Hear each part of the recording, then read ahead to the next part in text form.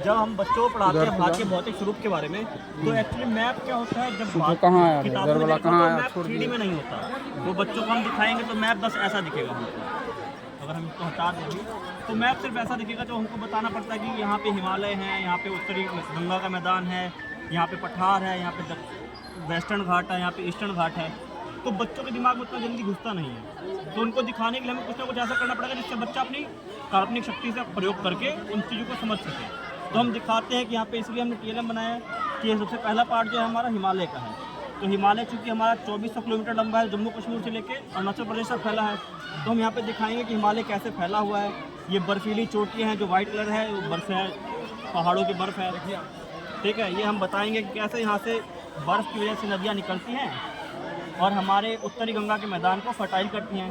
तो उत्तरी गंगा का मैदान जो है हमारे पूरे भारत की खाद्य आवश्यकताओं की पूर्ति करता है, चाहे वो गेहूँ हो, चावल हो, अनाज हो, दाल हो, सब्जियाँ हो।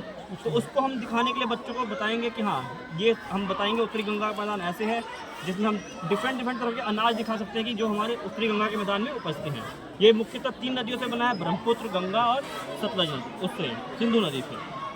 फिर उसके बाद हम बता सकते हैं कि एक हमारे पास मरुस्थल भी है जिसका नाम थार है, राजस्थान में पड़ता है। तो उसको दिखाने के लिए हम यहाँ पे दिखाएंगे कि बच्चों को रेत ऐसी लगी रहती है जहाँ पे मरुस्थल होता है, क्योंकि वहाँ पे बारिश कम होती है, वाष्पीकरण ज़्यादा होता है, तो वहाँ मिट्टी टूट के एकदम बलुई मिट्टी बन जाती है। फिर अगर हम पश्चिमी घाट पे हैं तो पश्चिमी घाट पूरे भारत का सबसे समृद्ध एरिया है, जहाँ पे जंगल, हर तरह की जड़ी बूटियाँ पाई जाती हैं, ठीक है। उसको दिखाने के लिए हम बच्चों को इस तरीके से मटेरियल दिखा सकते हैं जहाँ पे बच्चा देख के समझ जाए कि पेड़ पौधे जंगल को प्रतिनिधित्व करते हैं, दिखाते हैं। और ये हमारा है पूर्वी घाट।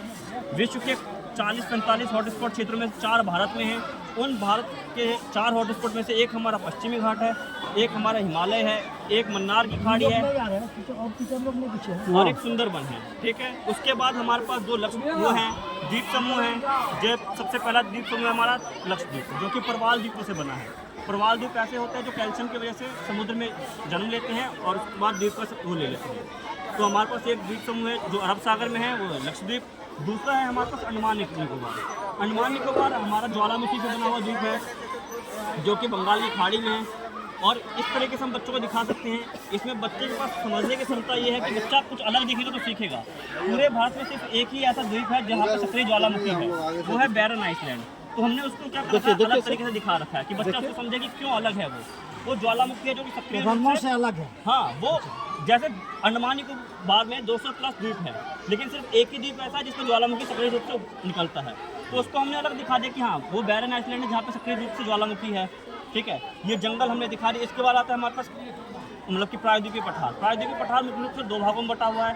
एक हमारा होता है दक्कन का पठार और होता है हमारा सेंट्रल हाईलैंड, जो कि 3-4 भागों में बटा हुआ है। एक मालवा का पठार, छोटा नागपुर का पठार, विंध्या और द्रविड़, ये सब चीज़ों में। तो हम उसको दिखा सकते हैं कि पठार क्या होते हैं, पहाड़ों के नोकीले नहीं होते, समतल होते हैं ऊपर से, लेकिन ज़मीन से ऊंचे होते हैं। तो इस तरीके से हम बच्चों को कुछ चीज़ें बता सकते हैं। वही बच्चों को हम ऊंचाई बता सकते हैं कि हमारा सबसे अक्षांश कौन सा छोटा है, देशांतर कौन सा है, जिससे कि बच्चा कुछ सीख सके। बहुत अच्छा।